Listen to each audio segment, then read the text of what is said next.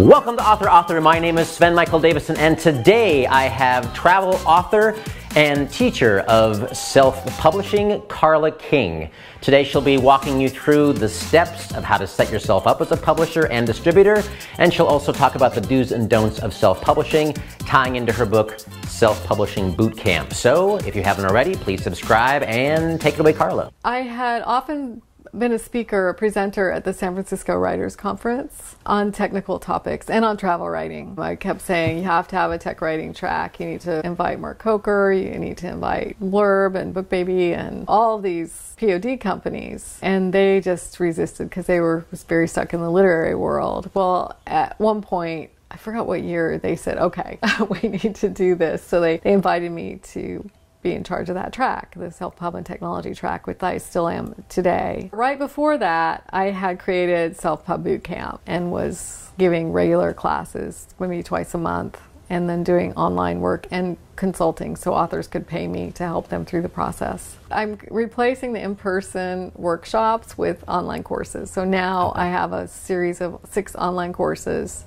that takes students through the whole process. So I'll go over it real quick. Everybody should beta publish. There's a platform called betabooks.co, and you can share your writing with your critique partners there. Instead of getting 10 Word documents back, it's all centralized in one platform. Then beta publish to your fans and start advertising, and that's a great platform for that is leanpub.com. And by the way, I've interviewed both the founders of these companies on my author-friendly podcast, authorfriendly.com podcast. And then make sure and get it all edited and designed, to hire those things out. That's where you need to spend your money. Buy your own ISBNs and get an EIN to replace your social security number. Get an imprint and a publishing house name. Mine is Misadventures Media. So this is setting your business up correctly. Make sure that's associated with your ISBNs. And don't use anybody else's ISBN because you don't want to be published by CreateSpace. Bookstores hate that. Yes. Or Smashwords. Or I mean, it's nice that they provide them because authors want them and they don't want to pay for them, and it costs $295 for 10 in the US. In Canada they're free. Everywhere else they're really free and low cost, but in America, the combination that I recommend the most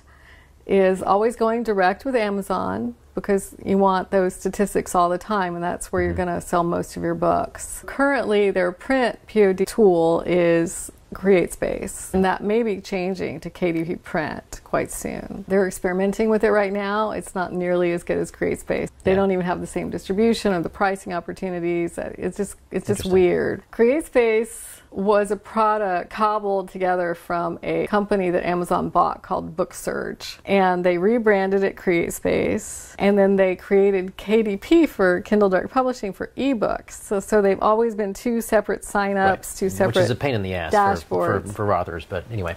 Yeah. Now, if you create an ebook and you upload it to Amazon via KDP, when you're finished, they say, do you want a print book? Most authors say yes, make it a print book. So then they take all the data you've input and they copy it over to KDP Print, and they say, upload your PDF for your cover and your interior, which is exactly the same thing you do for CreateSpace, but they do it from one dashboard. The thing is like I said, they just don't have the same pricing and distribution as CreateSpace does. I have a metadata cheat sheet that you can get from my mailing list for free when you sign up for Self-Pub Bootcamp News. It's a central document where you write down your author name, the title of your book, the subtitle of your book, the categories, the BISAC categories and the keywords, your book description, and your author bio. You should always look at that, every 3 to 6 months, and make sure that it's still the language that you like. And if there's maybe a new blockbuster title that came out in your genre, take a look at that and look at the marketing and see if you can improve your descriptions and maybe your categories every once in a while, or add categories. Amazon lets you add categories if you call them and email them. They let you add more categories. So Amazon wants you to sell books. All these places, they don't make money unless you make money. And that's the business model you need to look at when choosing distribution. So recommendation, Amazon CreateSpace and Amazon KDP, and don't use KDP Select, which is their 90-day exclusive ebook marketing program, until you really kind of figure out what it's all about and you have a strategy for taking full advantage of it. Because a lot of people just mindlessly click it because they make you feel like you haven't completed the process until you click select. That means they can't upload their book anywhere else. The other ebook company that is my standard answer is Smashwords, because they have a whole lot of marketing features, coupon codes and things that you can do, like to give to your super fans or your mailing list as a reward. You can send to beta readers, whatever. But there are a lot of other contenders. StreetLib, Scribble, Publish Drive, they'll have different features. So Amazon KDP and Smashwords for your ebook, and Amazon CreateSpace and Ingram Spark for your print book. You can create a hardback with Ingram Spark. Yeah, you can't with CreateSpace. I was talking with our friends Sherry and Anna. They had book launches, and so they created hardback copies for their book launch parties, their personal events, because they last longer. The other nice thing about having a hardback book is that you can discount it so that bookstores will accept it. So you need 55% discount and a returns program. With your paperback, you only want to put 30% discount, because you're going to sell all your books on the online retailers, and that's all they require. But if you want to attract a bookstore, just go ahead and make it your hardback. And libraries love hardbacks too, because libraries, I mean, they last longer. It's complicated. There are a lot of paths shooting out, and you always should have a direct ordering system on your website. And for that, I recommend Gumroad, which is a payment gateway with a little HTML widget that you can embed in your website. I sell a lot of personal autograph copies on my own website. So I get a little order form, I sign the book, I put it in the mail. Or people can download my books digitally from my own website in my sleep. So I make money when I sleep, and I don't have to pay any distributor fees. So I make more money. And that's all through Gumroad? That's all through Gumroad. And they don't even leave my website. It's all embedded within my website. So the branding doesn't change. You're still the one who's packaging the book and mailing it. Well, if I choose to do that. I mean, I don't have to sell an autograph copy. Sometimes I just write them and I say, you know, I can't autograph it. Or I have a bunch of pre-autographed books up at my sister's in Portland, and your sister takes care of it. If they just want a, you know, Carla King autograph, but if it's like to Sven, love, Carla, you know, good luck on your upcoming motorcycle trip around America, I can't do that for them. My days these days are mostly trying to finish up this self-publishing bootcamp course. This one is the 4th edition. It's a monster. Okay. The other books were smaller. Yeah. But I really expanded it. But I also made it larger because I wanted you to be able to write in the margins. Nice. Because people, you know, they underline things. And I also wanted to rebrand it as more of a journey. So it's got sort of a compass and these books. And my course is based on the 6 parts of this book. And the processes aren't changing so much, but I offloaded the reviews of the different companies you use to self-publish into a free consumer's guide for self-publishers that you can download from my mailing list as well. Because, you know, Amazon CreateSpace is probably going to change to Kindle Print, and Smashwords is always updating its offerings, and Publish Drive is a new company. I interviewed them yesterday for authorfriendly.com, and I really update that little booklet once a week. So I can't make that in a print book, right? So it's an ebook. I put the major ones back here in the 7th section. Mostly it's the consumer's guide. I think authors make a big mistake when they're marketing, because they're like, well, you know, it's all about the book. I'm like, no, it's all about the whole person. I had AmericanBorders.com, and then ChinaRoad.com, and IndianSunset.com, and ItalianLessons.com, and I had CarlaKing.com that whole time.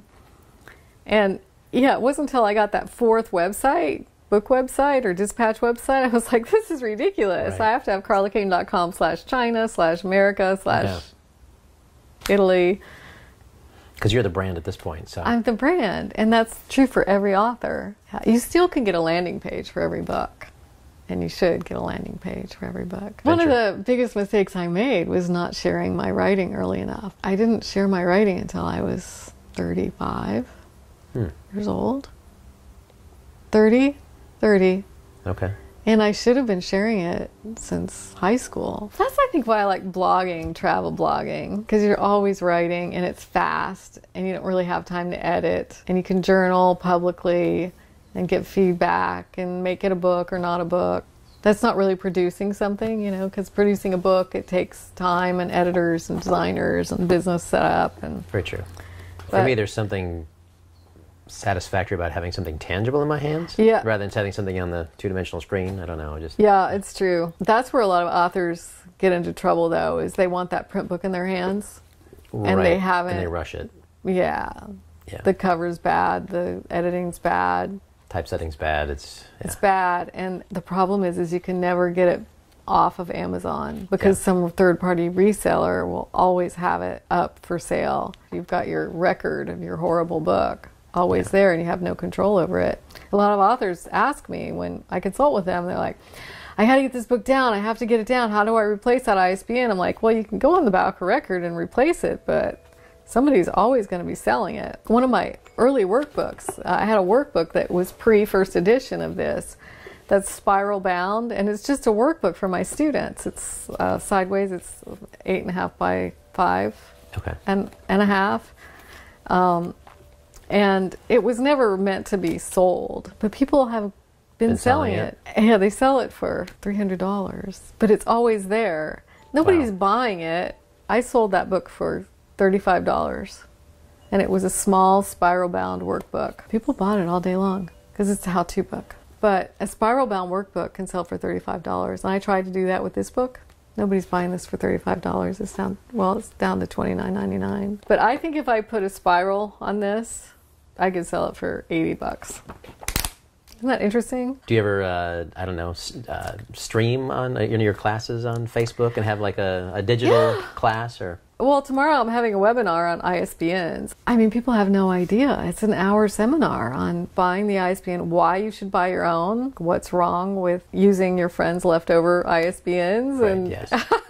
Then you go into Bowker, you create a company, you create a publisher name, you put that in there, right? I mean, there are a lot of steps. And then you go to your ISBN record and you upload your cover and put in all your metadata there. And then on your copyright page, then you get an LCCN and a CIP block because you want to look totally professional. You want your book not to look any different than HarperCollins books. And you can't get that CIP block unless you buy 10 or more ISBNs because you need a publisher number. And they don't sell a publisher number with one ISBN. So part of that ISBN is the publisher number. So, you know, I just take one thing, ISBN, and I'm just going, you know, today I'm putting the final touches on that presentation. I'm like, I really thought of this as a 15 or 20 minute presentation with an hour Q&A. And I think it's going to be a 45-minute presentation, maybe with a half an hour Q&A. It's a lot more to it. But people need to be sold on the idea that they need their own ISBN. And if you can't afford to invest $295 in your career as an independent author and publisher, maybe they're not that serious about their career. I mean, $295 is a lot, but it's not for a new career. How much for a cover? $200 to $1,200, and then formatting, you can use a free formatting or use Vellum or something. It's a $295 download for ebook and print book. I've used Pressbooks. I use InDesign. I like InDesign, which is what Vellum is. It's InDesign simplified. How much does it cost to self-publish a book? I say a minimum of $5,000. The editor's half that. Yeah. Please subscribe so my dad can make more videos like this. Thank you.